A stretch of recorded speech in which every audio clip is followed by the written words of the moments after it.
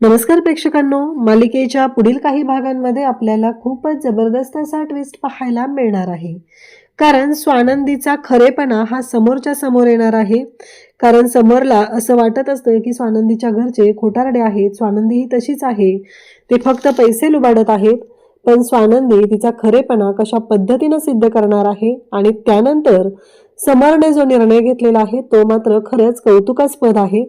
समर स्वानंदीला त्यांच्या ऑफिसमधलं खूप मोठी जबाबदारी, खूप मोठं पद देणार आहे. तर अंशुमनला स्वीपर म्हणून ऑफिसमध्ये कामाला लावणार आहे. आजपर्यंत अंशुमनने केलेले सगळे काळेधंदे समोर येणार आहेत. तर ते सगळं कशा पद्धतीनं होणार आहे त्यासाठी हा व्हिडिओ शेवटपर्यंत पहा. त्याचबरोबर चॅनलवरती नवीन असाल तर चॅनलला सबस्क्राईब करा, व्हिडिओला लाईक करा. इकडे अंशुमनचं पार्सल आलेलं असतं आणि अंशुमन जाम खुश असतो. कारण आता त्याला पैसे मिळालेले आहेत आयते आणि कष्ट करायची गरजच नाहीये. स्वानंदीच्या बाबांनी आयुष्यभर कष्ट केलेले ते पैसे होते आणि ह्याने याच्या घशात घातलेले आहेत. मग ते पार्सल घेण्यासाठी तो आलेला असतो आणि मग तो पार्सल घेताना पैसे देण्यासाठी पाकिट उघडतो आणि नेमकं सुवर्णा जी आहे ती तिथला फॅन चालू करते. एंट्रन्सला जो कूलिंग फॅन आहे तो चालू करते आणि त्या क्षणी अंशुमनच्या पाकिटातील ज्या नोटा काढलेल्या असतात त्या वाऱ्याने उडून सगळ्या हॉलमध्ये पसरू लागतात. आता स्वानंदी ते पैसे गोळा करते आणि स्वानंदीने ते पैसे गोळा केलेले असतात तेव्हा ती पाहते तर ते नंबर तिला ओळखीचे वाटतात.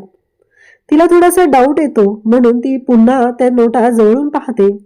तिला धक्का बसतो की हे सगळं काय आहे, हे कसले पैसे आहेत, म्हणजे हे नंबर मला काल पाहिल्यासारखे का वाटतायत. कारण बाबांनी तिला ते फोटो पाठवलेले होते, त्या नोटांचे नंबर आणि या नोटांचे नंबर मॅच होत आहेत. ही गोष्ट स्वानंदीच्या लक्षात आलेली असते आणि मग मात्र स्वानंदीला धक्का बसतो. स्वानंदी अंशुमनकडे असलेल्या नोटांचे फोटो काढून घेते आणि समरकडे येते. समरच्या समोर आल्यानंतर स्वानंदीने आता समरला विचारलेलं असतं. ती समरला म्हणू लागते की हे नोटांचे नंबर आणि मला बाबांनी पाठवलेल्या नोटांचे नंबर मॅच होत आहेत. समर म्हणतो काय बोलताय तुम्ही. स्वानंदी म्हणते हो, अंशुमनकडे असलेले नोटांचे नंबर. आता अंशुमनला मी पाहिलेला आहे, तो पैसे देत होता कुरिअरवाल्याला आणि त्याचे नोटा ज्या आहेत त्या उडून आलेल्या होत्या, त्या दोन्ही मॅच झालेल्या आहेत. आता मात्र समरला धक्का बसतो. समर म्हणतो काय, माझा माझ्या भावावर पूर्ण विश्वास आहे, तुम्ही त्याच्यावर आरोप काय करताय. स्वानंदी म्हणते माझ्या बाबांवरती विश्वास आहे. आयुष्यभराची कष्टाची कमाई त्यांनी गोळा केली होती आणि ते तुम्हाला द्यायला येत होते आणि तुम्ही त्यांच्यावर आरोप करताय असं म्हणत स्वानंदी सुद्धा चिडलेली असते. आणि स्वानंदीला तो प्रसंग आठवतो, बाबांचे झालेले हाल आठवतात. कारण काहीही चूक नसताना आपल्या बाबांना जे सहन करायला लागलेलं आहे त्या गोष्टीचं स्वानंदीला वाईट वाटत असतं. मग स्वानंदी ते दोन्ही फोटो दाखवते, हॉलमध्ये काढलेल्या नोटांचे फोटो आणि बाबांनी पाठवलेल्या नोटांचे फोटो ती समरला दाखवते आणि समरला म्हणते की हे बघा. आता मात्र समरला धक्का बसलेला असतो. समर म्हणतो काय, आणि मग समर विचार करू लागतो. आता पुढच्या गोष्टी कशा शोधायच्या हा खूप मोठा प्रश्न असतो. कारण अंशुमनला विचारलं तर तो नाही म्हणत असतो आणि समरने ऑलरेडी स्वानंदीने जेव्हा आणि रोहनने फोन करून सांगितलेलं असतं की तुम्ही बाबांशी बोला, बाबांना खूप मोठा धक्का बसलेला आहे, आम्ही तुमचे पैसे परत करू, पण आता जो प्रसंग ओढवलेला आहे तो खूप वाईट आहे. आणि मग आजीबरोबर समर बोललेला असतो. आजीशी बोलल्यावर आजीने त्याला सांगितलेलं असतं की समर, मला ती माणसं खरी वाटत आहेत. तेव्हा मात्र मग आजीने सुद्धा समरला सांगितलेलं असतं की आपणही कधी कधी चुकू शकतो समर. पेंट्या, मला असं वाटतंय की तू एकदा विचार करायला हवा. आणि समरने सुद्धा त्या गोष्टींचा विचार केलेला असतो आणि समरच्या लक्षात आलेलं असतं म्हणून समरने आनंदला कामाला लावलेलं असतं आणि माहिती काढलेली असते, सगळ्या गोष्टी समोर आलेल्या असतात. आणि स्वानंदी सुद्धा शांत राहत नाही. स्वानंदीने सुद्धा पोलीस कंप्लेंट केलेली असते आणि तिथलं CCTV फुटेज घेतल्यानंतर त्या गुंडांना पोलिसांनी ताब्यात घेतलेलं असतं आणि त्या गुंडांना ताब्यात घेतल्यानंतर समोर जी गोष्ट आलेली असते ती म्हणजे हे सगळं त्यांना करायला लावणारी व्यक्ती अंशुमन आहे, हे सत्य समोर आलेलं असतं. आणि ते CCTV फुटेज आलेलं असतं, ते CCTV फुटेज आनंदने आता समोरला पाठवलेलं असतं. नेमकं त्याच वेळी स्वानंदीने पैशांचे फोटोंचे नंबर दाखवलेले असतात. इकडे सीसीटीव्ही फुटेज मिळालेलं असतं. स्वानंदीचे बाबा जेन्युइन आहेत, कारण बँकेतून त्यांनी ते पैसे काढलेले होते. एफडी मोडलेली होती. ही गोष्ट अधीराने स्वतः समरला सांगितल्यामुळं समरच्या तर पायाखालची जमीन सरकलेली असते, कारण अधीरा कधीच खोटं बोलू शकत नाही. अधीरा स्वतः म्हणालेली असते की पिंटा दादा, बाबांची अवस्था खूप वाईट आहे, आम्ही पाहतोय, त्यांना खूप त्रास होतोय, कारण ते खरे आहेत, ते खरंच तुमचे पैसे द्यायला निघालेले होते, असं म्हणत अधीराने जेव्हा समरला सांगितलेलं असतं तेव्हा समरला सुद्धा धक्का बसलेला असतो आणि समरला ते जाणवतं की आपण चुकीचा विचार करतोय का. स्वानंदीची आई तशी असतील पण बाबा तसे नाहीयेत, ह्या गोष्टीवरती आता समरचा सुद्धा विश्वास बसलेला असतो.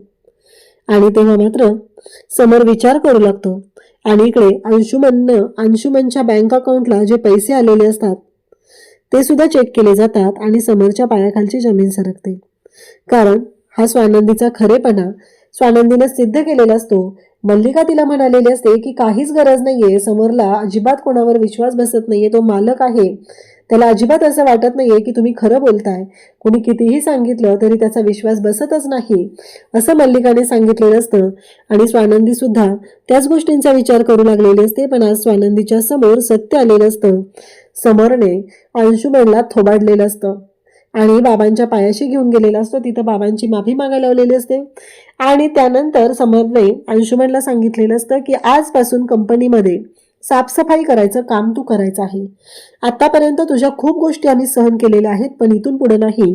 एवढं लक्षात ठेव, काहीही झालं तरीही तू कंपनीमध्ये कोणतंही काम करणार नाही, ऑफिसच्या कोणत्याही कामामध्ये लक्ष घालणार नाहीस, तर तू कंपनीमध्ये साफसफाई करायचं काम करायचं आहे. टेबल पुसायचे, चहा पाणी कोणाला हवं नको ते पाहायचं, त्याचबरोबर फरशी पुसायची, झाडायची, जिने झाडायचे, हे सगळं काम त्याने आता अंशुमनला दिलेलं असतं. त्यानंतर सगळेजण बसलेले असतात तेव्हा रोहनचा फोन येतो आणि तो म्हणतो की समर सर, खरंच थँक्यू, आज तुमच्यामुळे बाबांना बरं वाटायला लागलेलं आहे, तुम्ही बाबांशी बोललात म्हणून बाबांना बरं वाटत आहे. तेव्हा मात्र इकडे आपल्याला पाहायला मिळतं की स्वानंदीचे बाबा सुद्धा आता हळूहळू बरे व्हायला लागलेले असतात आणि मग आजी आणि समर बोलत असतात. आजी म्हणते की पिंट्या, अरे स्वानंदीला एवढा एक्सपिरियन्स आहे, कामाचा अनुभव आहे आणि त्याचबरोबर केशरी टूर्समध्ये तिला चांगली मॅनेजरची पोस्ट मिळालेली आहे, चांगला जॉबही मिळालेला आहे.